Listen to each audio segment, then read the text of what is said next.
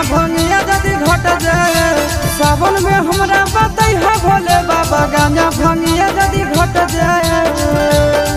गोरखी के बियाह कट जाए आ चढ़ल तिलक लट जाए गोरखी के बियाह कट जाए आ चढ़ल तिलक लट जाए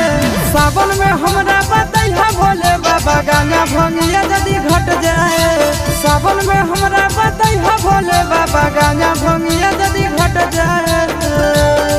गोरखी के बियाह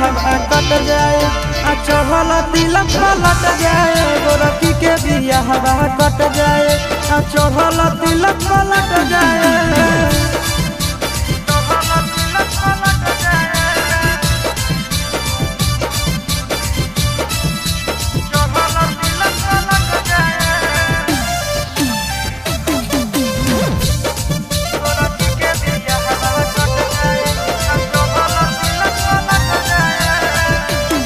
तोरा चेला के अकेला छोड़ा दिलक भोला जी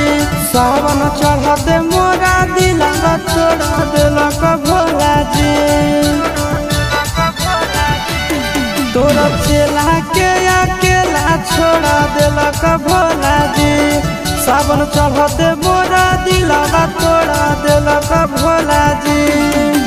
ऐसन पूछू कारा कि बाबा हमारे से फेर पट जाए ऐसन पूछू कारा कि बाबा हमारे से फेर पट जाए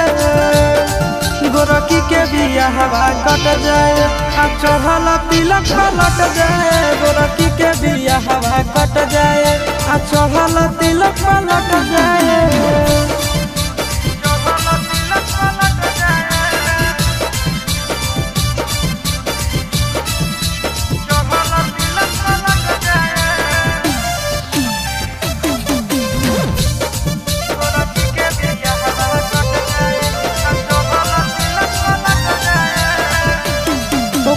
गाँव में हम गांजा दिन भर पिया हो